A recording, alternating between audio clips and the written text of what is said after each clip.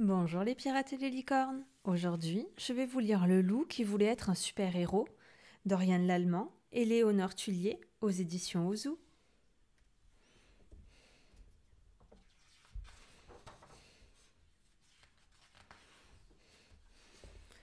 Un matin, en se regardant dans le miroir, Lou eut une idée. Et s'il devenait un super-héros?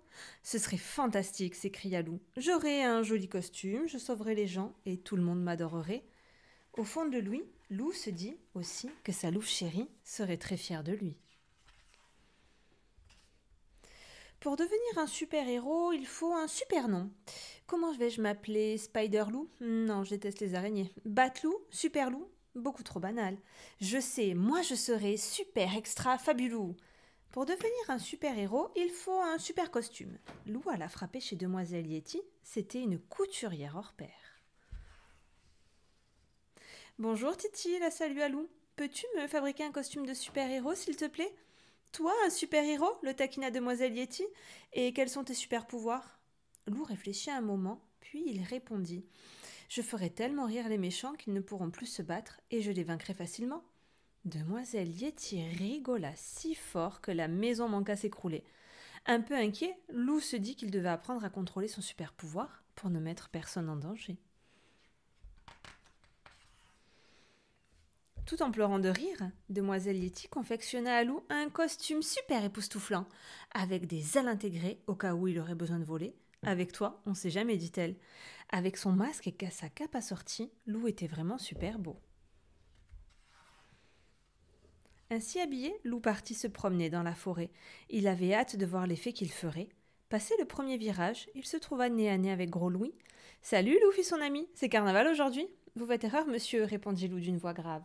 Je m'appelle Super Extra Fabulou et je suis un super-héros. Oh, pardonnez-moi, s'exclama Gros Louis. Mais alors, si vous êtes un super-héros, vous devez être super fort. En effet, répondit Lou en bombant le torse. Dans ce cas, pourriez-vous m'aider à ranger ce tas de bois? Je suis un peu faible, vous savez. Lou trouva que Gros Louis exagérait, mais il accomplit cette première mission avec succès. Pour être un super-héros, il faut quelqu'un à sauver. Sur son chemin, Lou aida 2 escargots à traverser et il rendit à ses parents un oisillon tombé du nid. Tout ceci est bien gentil, se dit Lou, mais il est temps de trouver une mission digne de moi. C'est à cet instant précis qu'il entendit des cris. Sans perdre un instant, Lou fonça entre les arbres et déboucha près de la rivière. Louve et ses amis jouaient à la balle dans l'eau. À moi, criait Louve. Ni une ni deux, Lou plongea et traîna sa louve chérie jusqu'au rivage. Qu'est-ce qui te prend, Lou? Hurla-t-elle en recrachant de l'eau. On s'amusait, c'est tout. Désolé, Filou. Je pensais que tu te noyais.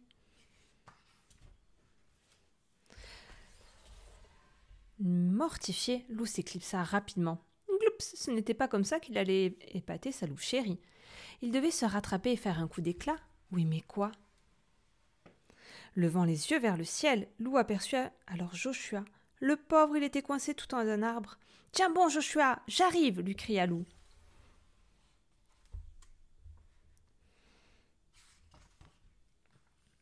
Lou s'élança à l'assaut de l'arbre, qui plia et patatras, les 2 amis basculèrent dans le vide. Lou réussit à déplier ses ailes, un peu trop tard malheureusement. Qu'est-ce qui t'a pris, Lou? Soupira Joshua. À cause de toi, ma nouvelle paire de jumelles est cassée. J'ai cru que tu étais en danger, je voulais te sauver, expliqua Lou. Je suis super extra fabulou. Super relou, tu veux dire, ronchonna Joshua. Museau bas, Lou se traîna jusqu'à la rivière. Il en avait assez de jouer les super-héros, c'était un vrai fiasco. Près de l'eau, la barque de Gros Louis se balançait doucement. Lou se glissa à l'intérieur et il s'endormit aussitôt. Bien mal lui en prit, pendant qu'il dormait, le vent se leva et entraîna le petit bateau mal attaché dans le courant. Lou fut réveillé en sursaut, prise de folie, la barque tournoyait dans tous les sens. Oula, il était dans un sacré pétrin cette fois. Sur la rive, ses amis paniquaient, l'appelaient. Misère, il n'a pas de rame, se désola Louve. Il y a une chute d'eau juste après ce bouquet d'arbres. Il va se noyer, il faut l'aider. Mais comment? Fit Valentin. Il est bien trop loin. Mais déjà Louve s'était élancé. Rapide comme l'éclair, Louve fila le long de la rive. Avec agilité, elle escalada un arbre et attendit que l'embarcation passe au-dessous. Elle se laissa tomber et atterrit sur Lou. « Mais que fais-tu ici » cria Lou ébahi. « Je viens de sauver, voyons, hurla Louve. Allez, ramons chacun d'un côté. De toute leur force de leurs pattes, les deux loups se mirent à ramer, et peu à peu la barque se rapprocha de la rive. Quand ils furent assez près, Valentin se précipita pour les aider à accoster. Ouf, ils étaient sains et saufs. Tout penaud, Loup prit la patte de Louve. « Merci, Louve, tu m'as sauvé, murmura-t-il. Moi qui voulais être ton super-héros, c'est raté. »« Mais tu es mon héros à moi, c'est déjà bien assez, répondit Louve. Et je t'aime comme tu es, avec tes défauts et toutes tes qualités.